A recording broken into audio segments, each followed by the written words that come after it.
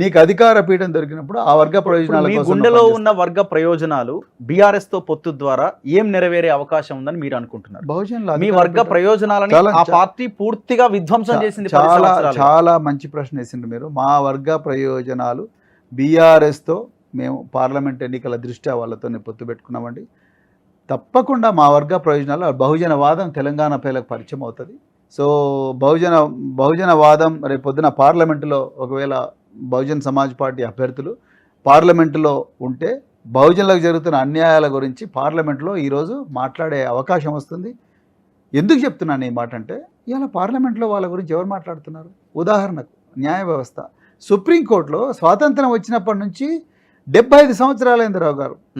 75 సంవత్సరాలైనా ఇప్పటికీ 79% అగ్రవర్ణాల వాళ్ళే జడ్జిలుగా ఉన్నారు. మరి పేదలకు ఎట్లా జరుగుతుంది?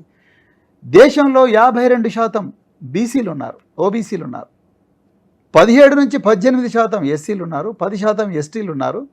కానీ సెంట్రల్ యూనివర్సిటీస్లో బీసీలు, ఎస్సీలు, ఎస్టీలు అందరు కలిపి 10% ఉన్నారు ప్రొఫెసర్లు. ఐఐఎంలు, ఇండియన్ ఇన్స్టిట్యూట్ ఆఫ్ మేనేజ్మెంట్, ఐఐటీల్లో మొత్తం కలిపి 10% కాదు కదా, 5% కూడా లేరు ఫ్యాకల్టీ మెంబర్స్. దీని గురించి ఎవరు మాట్లాడాలి? ఏ పార్టీ మాట్లాడుతున్నది? ఏ పార్టీ మాట్లాడడం లేదు. బీజేపీ వాళ్ళు మాట్లాడతారా, కాంగ్రెస్ వాళ్ళు మాట్లాడతారా? ఎవరు మాట్లాడలేరు. అందుకొరకే మాకు ఒక వాయిస్ కావాలి, బహుజనులకు ఒక గొంతుగా కావాలని చెప్పేసి మేము ఈరోజు రాజకీయాల్లోకి వచ్చినాం. ప్రస్తుతానికి మా బలం సరిపోవడం లేదు. అంతో కొంత బలమున్న మరి ఇంతవరకు రాష్ట్రాన్ని పరిపాలించిన పార్టీ అలా ప్రతిపక్షంలో ఉన్నది. ఆ పార్టీ యొక్క సమర్థన తీసుకొని మేము బహుజన వర్గాలకు గొంతుకగా పార్లమెంట్లో ఉండాలనుకుంటున్నాం. నేను ఎందుకు మాట చెప్తున్నా అంటే మాట, నేను బీఆర్ఎస్లో జాయిన్ అవ్వలేదండి, నేను వేరే పార్టీలో జాయిన్ అవ్వలేదు.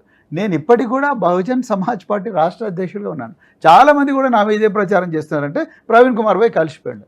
నేను కేసీఆర్ గారితో బహుజన్ సమాజ్ పార్టీ రాష్ట్ర అధ్యక్షుడిగా కరచాలనం చేసి పొత్తుల గురించి మాట్లాడడానికి వెళ్ళిన తప్ప నేను వాళ్ళ పార్టీలో కలవడానికి వెళ్ళలేదండి. దాన్ని అంటే అదేదో ఒక అపవిత్రమైన కలయికగా చూడడమే నాకు చాలా విచిత్రంగా ఉంది కదా. ఇప్పుడు అపవిత్రమైన కలయిక అంటున్నారు కదా, అది తప్పండి. అది అపవిత్రమైన కలయిక అనే వాళ్ళందరూ కూడా వాళ్ళు దయచేసి ఒక్కసారి రాజకీయాల్లోకి రావాలి.